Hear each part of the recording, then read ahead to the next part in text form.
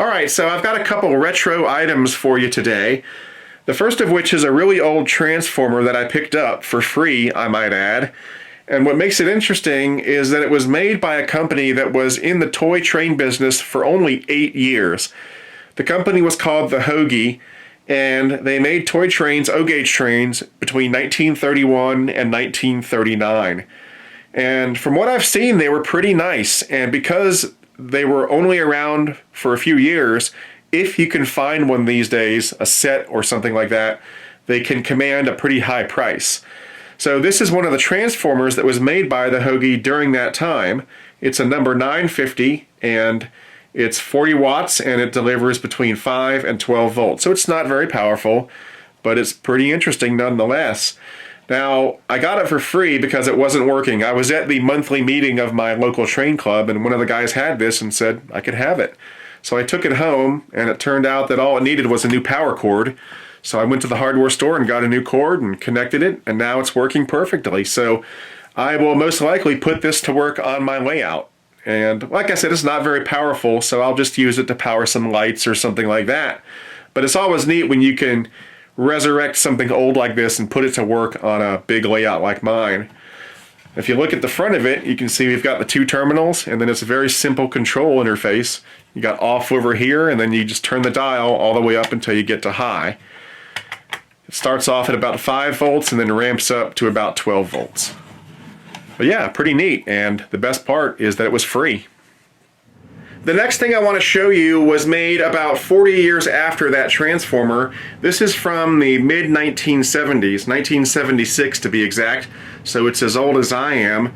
This is a Lionel Rio Grande tender that was part of a low-end starter set called the Black River Freight set that Lionel started making around 1976 and continued to make until the early 80s.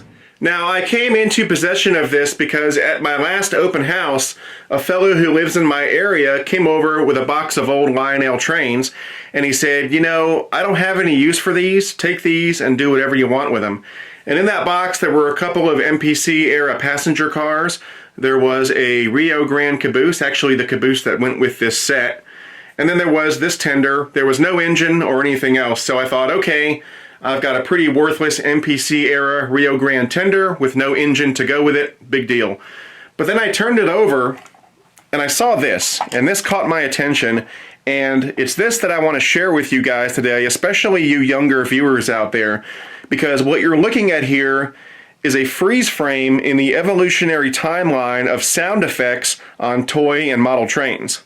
Prior to the advent of digital sound effects, Lionel tried all sorts of tricks and gimmicks over the years in an attempt to emulate the sounds of a real steam engine. Some of those ideas were pretty successful and some of them not so much. In the early days of Lionel, they tried using an electric buzzer to simulate the chuffing sounds of a steam engine. That was not too successful. And then in the post-war years, they perfected the air whistle, which was revolutionary. That was a huge success. And then later on in the 1970s, during the MPC era of Lionel, they came out with the Mighty Sounds of Steam, which used the sounds of electronic static and an interrupter switch to simulate the chuffing sounds of a steam engine. And that actually wasn't too bad in my opinion. It wasn't great, but if you use your imagination, it was okay. And then they also came out with this, which is the mechanical chugger. And basically what it is a hollow plastic drum with BBs or some other metal pellets in there, and when the drum rotates, the BBs slosh around and you get sort of a chuffing sound as it moves across the layout. Now, it doesn't sound very good with my finger pushing it, but when we run this on the layout in just a minute, it'll make a fairly regular chuffing noise. Now, when this tender was originally made, it had a black rubber belt around the drum. That was broken when I got it, so I replaced it with some rubber bands that essentially do the same thing. And what they do is they grip the center rail so that the drum can spin. Now, of course, it doesn't really sound like a steam engine, but you know, if you close your eyes and turn off the logical part of your brain and turn on your imagination, it kinda sorta sounds like a steam engine. And so that's what I wanted to share with you guys today. And again, especially with you younger viewers out there, because some of you young kids may not remember anything other than digital sound effects. And it wasn't always like that. And this was just one step in the long journey that it took to get to those wonderful digital sound effects that we have today. So what I'm going to do is close out the video by putting this on the front of one of my engines and running it around the layout for just a minute.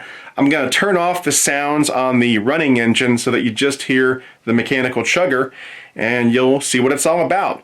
So anyway, that's it for now. I'm Eric Siegel, and I'll see you next time.